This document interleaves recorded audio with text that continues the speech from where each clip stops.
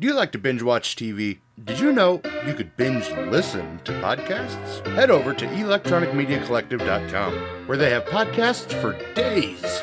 You like podcasts about wrestling? They have that. Do you like podcasts about TV and film? They have that. Do you like podcasts about horror? EMC has that too. Do you like comedy? Do you like books? Guess what? They've got you covered. Head over to electronicmediacollective.com. Pick your favorite podcast today. This is a warning to all living mortals. Moose will release 13 of the most terrifying interviews of horror onto the world. Welcome back, Horror Hounds, to another installment of the 13 Horrifying Days of Christmas. And today we're going to dive into a 1987, I guess, cult horror comedy. Please welcome back Surreal the MC while we talk about Blood Diner. Hey. Thanks for having me. Absolutely. Classic Blood Diner. Yeah, no, when you suggested this, like, I remembered watching it as a kid, and God, it's been so long since I've seen it. I remembered the name. It's like, oh yeah, I've seen that once or twice. No big deal. And then I'm watching it, and I'm like, oh, I remember exactly when I watched this. Awesome. First time I watched it, I was over at my cousin's house over there on 35th Street in Council Bluffs. And it was this and Rats he had. Oh, and, yeah.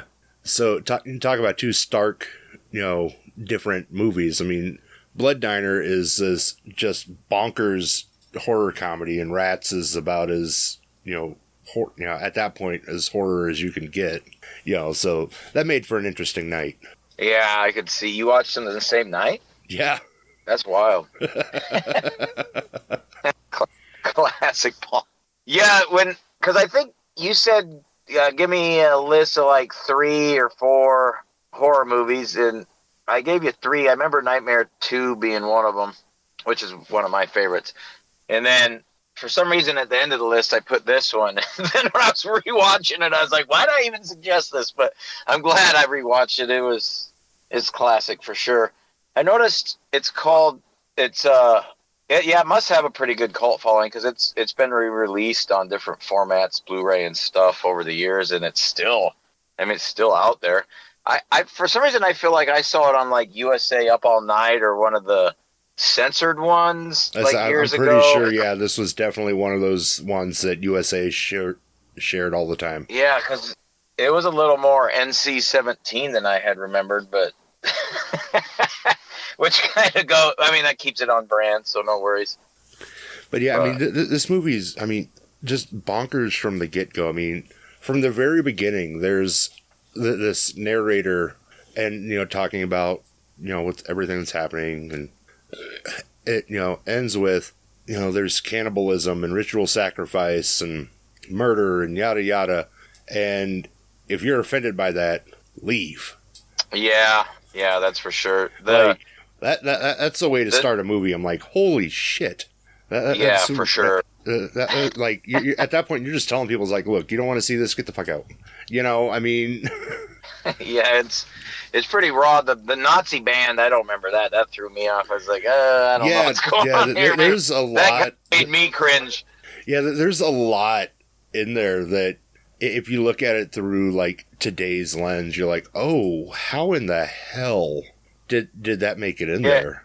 No, you're right. There's a good 3 or 4, maybe more things that are problematic, and you're just like, wow. What was it? It actually, I didn't see it when it first came out, obviously, but it came out in like 87, 88 or something. I would have saw it later on, but still quite a while ago. There's just the way some of the things they said and the language used. It's like, oh my gosh, that's kind of wild. But the use of like makeup and special effects is super spot on for back then, even for now. Like they really. Because they're in on the joke, which is one thing. They're in on the joke that it's fairly low budget.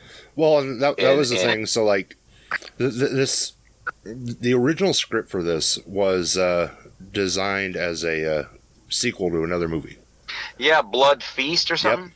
So it was set up to be the sequel to Blood Feast, and it was shopped around, and it no one was taking it. And then sorry to cut you off. Was Blood Feast from like the 60s or 70s, the original one? I believe so. Yeah. Yeah, because the only reason I even know that is because when I was looking at it on Amazon, it's called Blood Feast 2 in certain like DVD regions, so like other countries, other territories. Yeah. So it must have been marketed as the sequel still, like in other countries. And then, so like when director Jackie Kong got a hold of it, I guess she was looking at it, and the jokes and stuff were just terrible. And she's like, "Well, let's lean into it. Let's make it over the top." I mean, nice. This, like, you look at it, it's essentially the first version of Scary Movie. Because, I mean, it took all the horror tropes of the time. I never thought of that, but... And totally. It just put them all together. I mean, you have your zombies, you have your, the ritual sacrifice, you have the serial killer at the start of the movie. But it's very much an 80s version of Scary Movie. Yeah, I never thought of it like that, but you're right, where it's kind of like a hodgepodge and kind of like a tilt your hat towards other films and subgenres. Yeah, good call. And the characters are over the top. Like you said, the jokes are over the top. But then, like when you get to the kills, the kills are like on par, on brand with that era. Yeah, totally. The big mouth, stomach mouth, in the even like George being a wrestler. Like there's like, is that like a subplot? What's going on with that? But it's funny because I'm pretty sure on that black and white TV in the kitchen when George is cooking that it's actually George the animal still in one of the scenes on the black and white TV, and then his name's George. I mean, I don't know why I'm pointing that out. It's not really relevant to anything, I don't think, or maybe it was like an Easter egg.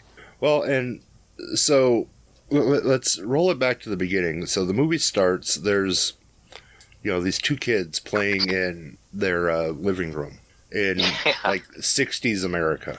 And you hear this news announcement that there's a murderer on the loose with a cleaver in one hand and his genitals in the other. And from that point on, it's just the movie's off the rails. I mean... Yeah. So I was like, okay, this is kind of what we're getting into here. And, you find out that this guy is a follower of Sheetar, this Lumerian priestess or whatever from like 5000 AD. Yeah. And it's, he's trying to get his, he basically ordains his nephews as priests in the order of Sheetar. And then there's that, I think, it's a 20-year time jump. And you have these two kids running a vegetarian restaurant. Yeah, which is like its own kind of joke, I guess. And what about that vitamin C, dude? I can't wait. Looking into it, that was one of the jokes that, and this goes back to the, Scary Movie thing. One of the things they really wanted to lean into and poke fun at was the health craze of the 80s. So... Yeah, oh, yeah, that makes sense. So they had especially all those... L.A. Oh, yeah. So, I mean, you look at... There was their health food place. There was, like, seedy health food joint around the corner. It was like this health food war for best recipe. They leaned in on the naked cheerleader jazzercise, hammering the, jazzercise videos that were popular up until, the mid to late 90s? Yeah, that was a thing back then, wasn't it? Where you could order them for like $19.99 and stuff. Plus shipping and handling. Some of that, I guess I didn't get the reference like years ago when I watched it, because some of that like health stuff didn't really make it to the Midwest, us growing up in Nebraska and Iowa. So it's kind of circling around now. Yeah. Yeah, like the grocery stores have the health market, and people are more in tune with nutrition and vegetarians and vegans and stuff like that. That and then I came from my family's, they're all butchers and stuff, so we just didn't. I didn't really know about it. I say we're in the beef belt, so vegetables. Yeah, the beef belt. It's like vegetarian. What's that? Yeah. So yeah, that fell on deaf ears or whatever the saying is back then. I don't even think I really thought about it until you just pointed it out with the references to the health stuff. But because I guess it's that irony or that off-brand comedy where it's a vegetarian restaurant and then he fries those fingers and brings them out as an appetizer. I say the vegetarian restaurant that serves meat, but as long as it's human meat, it's fine. Meat. It's got a Soylent Green energy. Yeah. I guess. No, absolutely. And I guess if they didn't have that comedy twist to it, it would be very like sick, like the subject matter. You know what I mean? Without the comedy, this would be a very dark movie. Yeah, and like cannibal Holocaust type of. Yeah, I guess I don't know. I mean, if you take the jokes out, it's these two kids. They're in their let's say mid-20s, going around. Yeah. Just butchering anyone that Uncle Anwar considers a tramp or a lowlife, and we'll get back to Uncle Anwar in a second.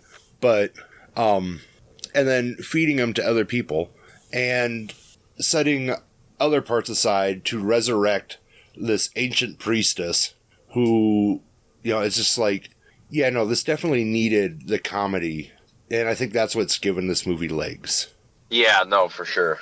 I do remember the throw-up scene. That was one I totally remembered.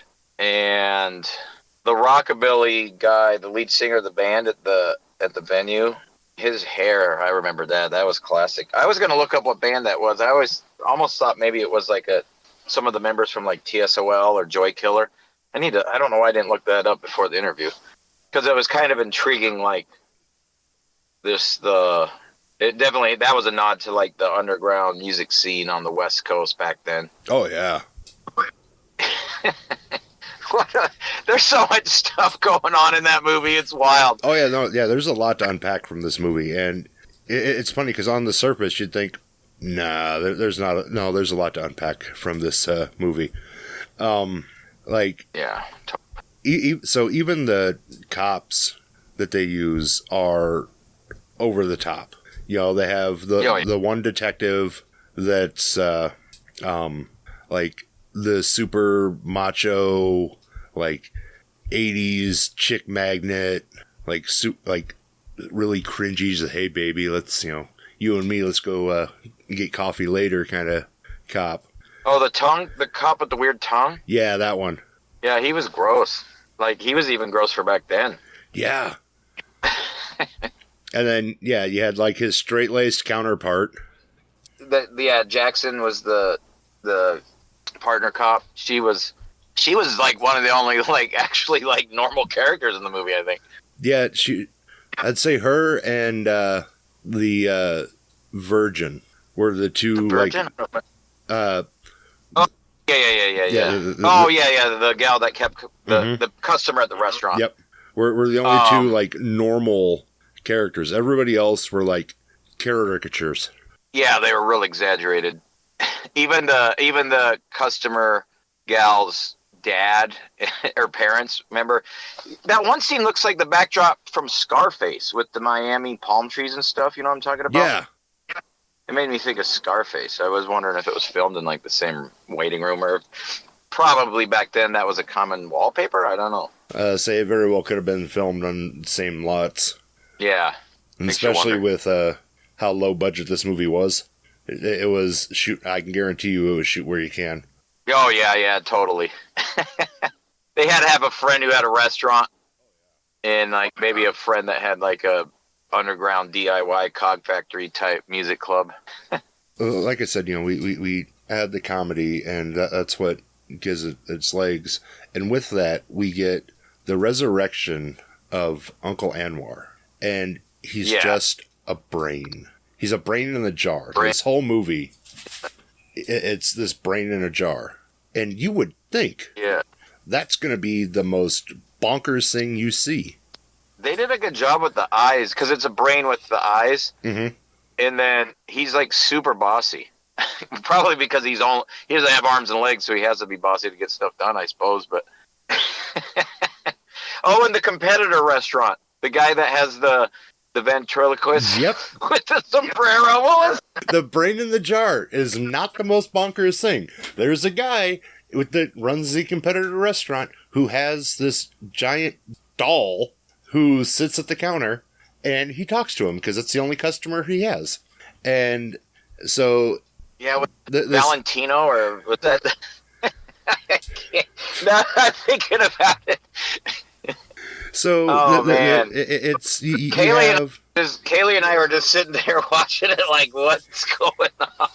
Yeah, this movie is the epitome of it's a train wreck you can't turn away. And... Yeah, that's if you had to describe it one sentence, that should be on the cover of the DVD box. Oh yeah. It's a train wreck and you can't turn away. And it's out there. It's bonkers. It knows it's bonkers, and that's one of the things I like about like a lot of the late 80s, early 90s like low budget horror is that when they embraced that self-knowledge, they had fun with the movie. Could you imagine this movie with all these jokes trying to take itself seriously? No, I think that energy kind of, when you talk to people who are in the industry, in that industry too, it's kind of that Plan 9, you know, with the strings on the space, the flying saucers, where they're kind of in on the joke, and then that just kind of just kept going, and especially in like 80s horror, like, because it reminded me of the energy of Dead Alive with the giant rats and the lawnmower scene, and then obviously Evil Dead. And there was a bunch of like the VHS rental day movies for like 99 cents that had that vibe. Well, and for a lot of like our generation, that was entry level horror. Because I mean, you look at when we were growing up compared to like when our kids, now when our kids are growing up, when we were growing up, it wasn't as easy for us to just watch a horror movie. It was still kind of taboo. Parents were like, no. This is, if it's rated R, you gotta, you can't do it. Whereas now, a lot of us for sure, grew up through it. We're like, well, as long as it's not too graphic, you're good. And then you kind of ease them into it. Yeah, when a lot of these movies we're talking about came out, I was too little. Like, I didn't. Yeah. It was later on. I had a friend that I'd stay the night over, and his parents had like HBO or Cinemax and all them, so we would watch the. I saw Evil Dead 2 at this kid's house for the first time, and that kind of spawned into my interest in the genre, the comedy horror genre. So, but this would have been later on, like high school. Well, and like. A lot of this was treated like you see porn treated in movies where kids would just get together and be like, hey, check this out. Oh, crap, Mama's coming, change the channel. But it's just a horror movie. There was that whole Faces of Death craze, too, when I was a senior in high school. I remember one of the movie theaters, that Mall of the Bluffs, for people locally listening, would show, like, one of the Faces of Death sequels, like, at midnight or something. I don't really remember all the specifics, but I mean, in some of these horror movies are in the back room, like House on the Left, and some of them just for being so vulgar. Mm-hmm. I say that they were handled almost like adult films, and it's... Yeah. Now, okay, on one hand, I get it, especially like in this case, there's a lot of gratuitous nudity. Yeah, and that's something you don't remember if you saw the if you USA watch it on, version. Yeah, if you watch it on TV, that never happened. It's so ridiculous, but it's part of the genre. And so, yeah, you're getting horror, you're getting boobs, and you're just like, oh, okay. And then, like, you're just looking back, because, God, this movie, like, okay, it came out in 87. I'm not watching it until, like, the mid-90s, and instantly I'm taken back to the mid-90s while I'm watching this movie. Like, yeah. It felt like you're watching it on USA, well, added with boobs, but you almost expected like a Blockbuster commercial or a Time Life, buy this record collection, for this entry price crap. You expected all the like 90s commercials to just kind of feed into it, and it really is a time capsule movie. I'll never say this is a good to point fantastic out. movie, but No, of course not. it is a great time capsule movie. Yeah, that's true. It's definitely got the way overboard cringiness and the what's the word I'm looking for? But it's charming in its own way because it's in on its joke. Mm-hmm. It's definitely riding the fence with those two things, in my opinion. Well, I mean, even just the two main characters, Georgie and Mikey, one's a normal acting person, and then there's Georgie, who's batshit crazy. You know, I mean, he is. Like the van scene where he's backing up off that guy. I can't. You know what the best scene is to me, though? Is the lowrider scene. I think because I've always been so into, hip hop culture and West Coast and in rap, and I used to subscribe to Lowrider magazine back in the late late 90s, I guess. And it was just, having a lowrider with hydraulics that crushes somebody's head is silly. That's what I'm talking about. That part of the counterculture, in LA at the time, and still is. And that's what I was talking about. The kills in this are really fun. I mean, yeah, you have the lowrider crushing the bouncer's head. You have a woman who takes part in this role play game, Battered Girlfriend, and gets her. Yeah, that was super cringy. Yeah, I was like, I say up until like you got to the death part, just like, but then they essentially, they had turned her head into a giant hush puppy, and then decapitates her with, I think it was like a golf club. There's a scene where Georgie's hunting his victims, and there's this couple up in the caves on the beach, and it was I felt so bad for this woman because she fought back, she fought Georgie off, and then the cave killed her. Yeah, that's right. This was it, the stalagmite or whatever they're called. Yeah, so the stalagmite broke off and just impaled her. I know, that was like super unfortunate. It's like, all right, she fought the killer off. She's gonna be the one to, because whenever you're watching a horror movie, you expect somebody to break away and tip the cops off. Yeah, and true. You're like, okay, it's gonna be this person. Nope, nature took care of this person. Who's it gonna be? Yeah, and then the boyfriend, when he's crying to the cops, was like, the acting was so overboard, but it was, oh man, they just, it really is a time capsule though, just like the effects and the acting, and just, with the lowrider and the rockabilly and the new wave and the infomercial energy. I mean, it really is like all these subdivisions of things that were going on nationwide, but for sure around like California and Los Angeles back then. I'd say specifically on the coast. It's kind of wild. Yeah, it's kind of wild how many things that pop up. They must.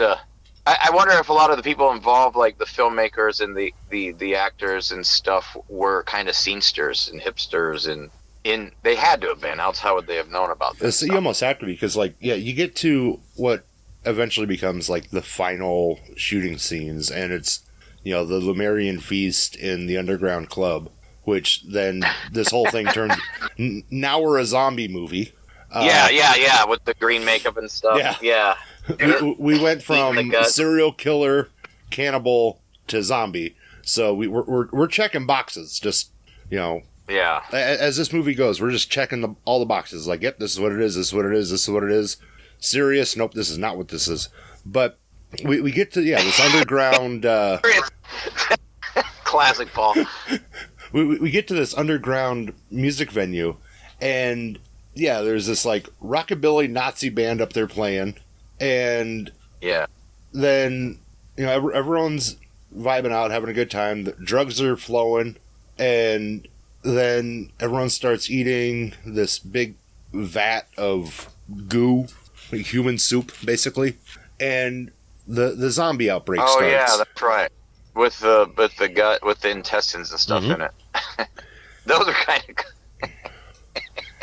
I can't quit laughing at it.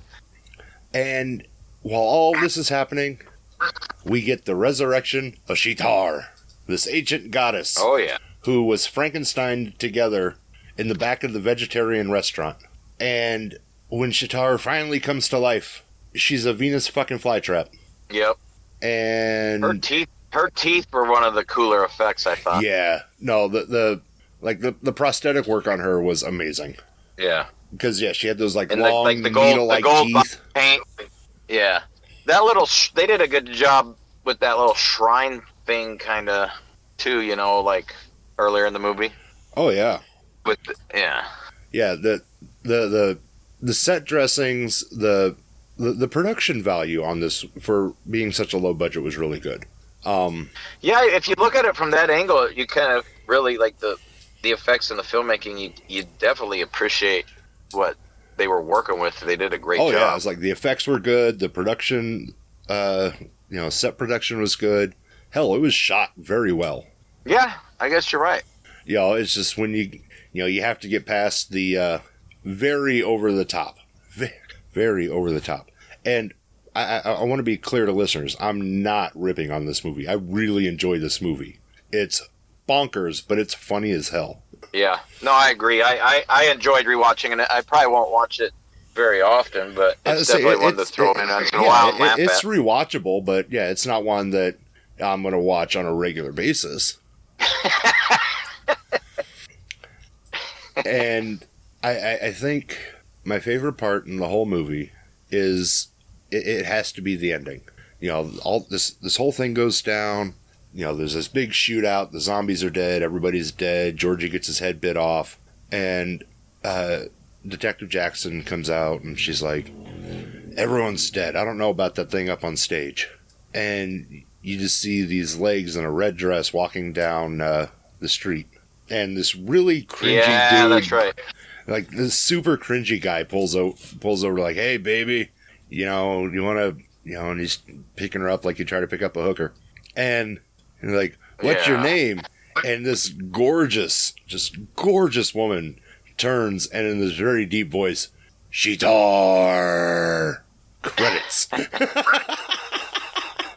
Yeah. What an ending. It's like, oh my God. It's a classic. I'll leave it at that. Yeah, no, it's an absolutely fun film to watch. I would have loved to have been on set when they were putting this together, because I don't know how the hell they did any of it with the straight face. Oh, yeah. Yeah, that is true. One of those where you probably, like the Ronald Reagan mass shooting, and it's just, it's so stupid. Classic. But yeah, I think that about covers Blood Diner. We go into too much more, we're going to be breaking it down scene by scene. Yeah, no, that's pretty much the gist. The blend of the subgenres and the quirkiness and wackiness. I would say a very early concept version of a scary movie. Yeah. And that style of movie. Yeah. So, before we put this to bed, where can listeners keep up with shows you have coming up? Facebook. I do a lot of stuff with Nice Enough Entertainment, Justin and the gang. So, Nice Enough Entertainment on all things, all platforms, and then Surreal the MC. Or you can just email me if you want to reach out and work on anything. ZachSurreal@gmail.com. ZachSurreal@gmail.com. I appreciate you having me. No, absolutely. Moose on the loose. And listeners, like always, those links will be in the episode description. You can find me and other great podcasters over at electronicmediacollective.com. Be sure to follow me on Facebook at Moose's Monster Mash and on YouTube at Moose Media Inc. And oh yeah, Zach, we'll do this again, maybe with a little less bonkers of a movie. That's fair. Yeah, you know where to find me. Yeah. All right, brother. Have a good one. I appreciate you. Yep. Thanks for coming on, and until next time, Horror Hounds, mash on.